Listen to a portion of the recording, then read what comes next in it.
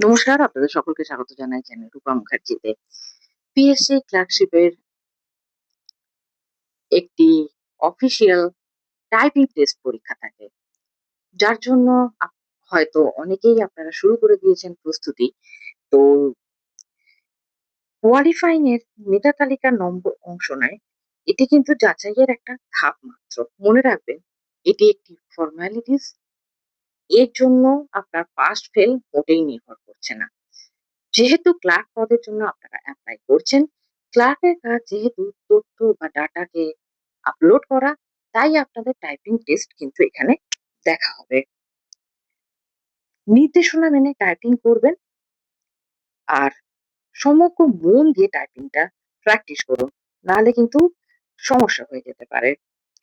আমরা আজকে জেনে নেব ঠিক কিভাবে এই টাইপিং টেস্ট করলে আপনি আপনার 100% প্রিপারেশন নিয়ে এবং একটি ভালো ইমপ্রেশন রেখে আসতে পারবেন কর্তৃপক্ষের সামনে। মনে রাখবেন, এর সাথে আপনার চাকরি না পাওয়া না পাওয়ার কোনো ব্যাপার নয়।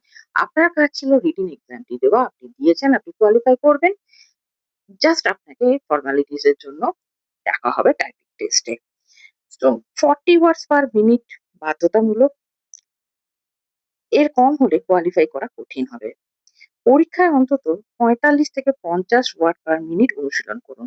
পরীক্ষার চাপের কারণে সাধারণত 5 থেকে 8 ওয়াট পার মিনিট কমে যায়। অ্যাকিউরেসি খুব গুরুত্বপূর্ণ। কমপক্ষে 92% অ্যাকিউরেসি থাকতেই হবে, অর্থাৎ সর্বোচ্চ 8% এরর গ্রহণযোগ্য। এবার একটি উদাহরণের সাহায্যে আমি ব্যাপারটা বুঝিয়ে দিচ্ছি। আপনি টাইপ করছেন 100টি শব্দ, সর্বোচ্চ ভুল 8টি। আপনি টাইপ করছেন 200টি শব্দ, সর্বোচ্চ ভুল 16টি। আপনি 250 শব্দ টাইপ করলেন, 20টি ভুল। 300 শব্দ, 24টি ভুল। এর বেশি ভুল হলে কিন্তু একটা ব্যাড ইমপ্রেশন পড়ার সম্ভাবনা থেকে যায়।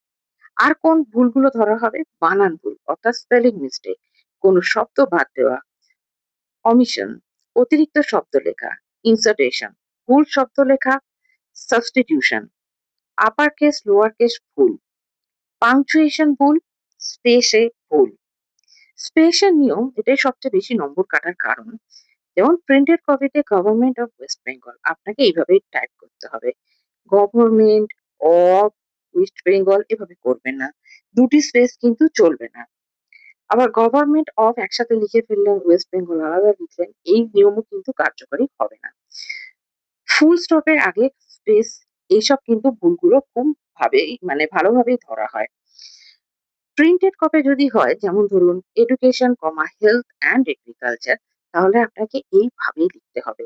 কমার পরে একটি স্পেস, ফুল স্টপের আগে স্পেস নয়, ফুল স্টপের পরে একটি স্পেস যদি পরের বাক্য থাকে। এবার আপনারা প্রশ্ন করতে পারেন যে ব্যাক স্পেসে ব্যবহার করবেন? হ্যাঁ, করতে পারবেন, কিন্তু একটি শব্দ ঠিক করতে গিয়ে 5-6 সেকেন্ড নষ্ট করবেন না। ছোট ভুল সঙ্গে সঙ্গে ঠিক করুন, অনেক দূরের ভুল শেষে সময় থাকলে শেষ করুন। এবার প্রশ্ন হচ্ছে, যদি সময় থাকে তাহলে দেখলেন যে আপনার প্যাসেজ টাইপ করা শেষ হয়ে গেছে, আপনি চাইলে আবার প্রথম থেকে টাইপ শুরু করতে পারবেন। পরীক্ষার সেরা স্ট্র্যাটেজি হলো প্রথম 2 মিনিট অ্যাকিউরেসি, পরের 6 মিনিট স্পিড, শেষ 2 মিনিট ভুল চেক করুন। প্র্যাকটিস টার্গেট রাখুন 40 থেকে 50 ওয়াট পার মিনিট।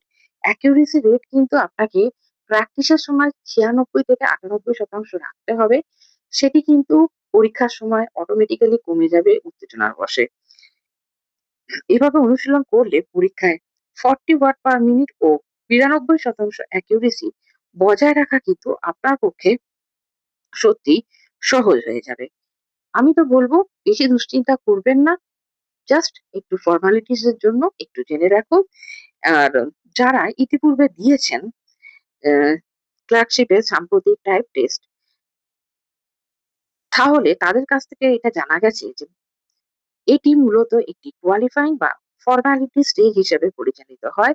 অর্থাৎ যারা উপস্থিত হয়ে ন্যূনতম টাইপ করতে পেরেছেন তাদের অধিকাংশই কিন্তু সিলেক্ট হয়ে গেছেন। তাই দুশ্চিন্তা করার কোনো কারণ নেই, আপনি আপনার টাইপের উপর সম্পূর্ণ ফোকাস দিন। ভালো থাকবেন, দেখা হচ্ছে পরের ভিডিওতে। ভিডিওটি ভালো লাগলে লাইক, শেয়ার আর চ্যানেল সাবস্ক্রাইব করতে ভুলবেন না। ধন্যবাদ, নমস্কার।